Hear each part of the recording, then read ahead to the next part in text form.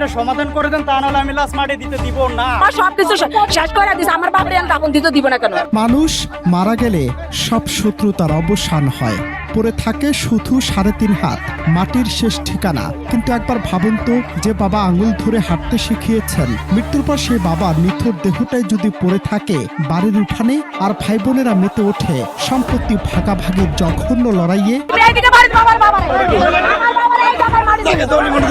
হ্যাঁ, সভ্য সমাজকে স্তব্ধ করে দেয়া এমনই এক কলঙ্কজনক ঘটনা ঘটেছে ভোলার চরফেশনের শশীভূষণ এলাকায়। জীবনের সব হিসেব চুকিয়ে চলে যাওয়া জলিল পণ্ডিতের লাশ দাফন করতে গিয়ে রক্তক্ষয়ী সংঘর্ষে লিপ্ত হলো তার নিজেরই সন্তানরা। সম্পত্তির লোভে 2 বার কবর খুঁড়েও দাফন করতে দেয়া হয়নি জন্মদাতা বাবার লাশ।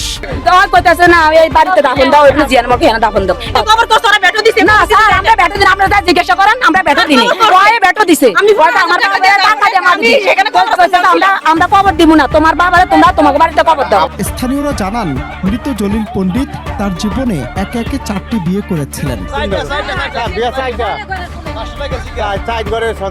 বর্তমানে তার 2 স্ত্রী ও 7 ছেলে মেয়ে আছে। জীবনের শেষ দিনগুলোতে যে মেয়েটি তাকে আগলে রেখেছিল, আমি একটু ভয় পাই, বুঝছেন তো, আমি ভয়ে বাড়ি ঘর থেকে যাম গত, আমি কিছু পিছনে তো জায়গা আছে, পিছনে দেখো। পরম যত্নে সেবা করেছিল। মৃত্যুর আগে জলিল পণ্ডিত তার সেই ছোট স্ত্রীর মেয়ে খাদিজার নামে সম্পত্তির একটি বড় অংশ দলিল করে দিয়ে যান। আমি তো একা, বাড়ি ঘর আমার কেন, এগুলো হিংসাতে। আর এই সম্পত্তি লিখে দেয়াই যেন কাল হলো। বাবার মৃত্যুর খবর ছড়াতে অন্য পক্ষের সন্তানরা খুবই ফেটে পড়ে। শেষ শ্রদ্ধার বদলে তাদের মাথায় তখন ঘুরছিল শুধু বিঘার পর বিঘা জমির হিসেব।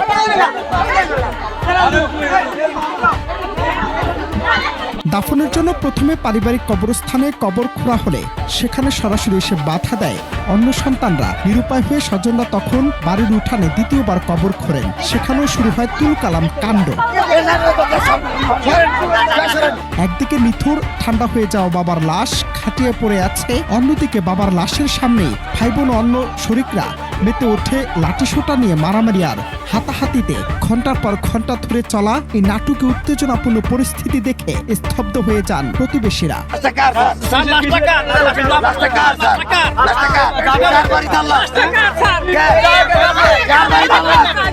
সম্পদ কি তাহলে বাবার দেহের চাইতে বড় হয়ে গেল? এই প্রশ্ন এখন ঘুরপাক খাচ্ছে সবার মনে।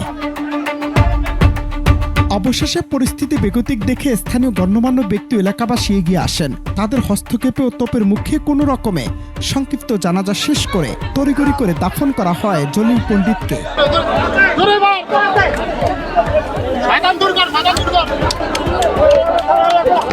এই ঘটনায় শশীভূষণ থানা পুলিশ বলছে, লিখিত অভিযোগ পেলে নেওয়া হবে ব্যবস্থা।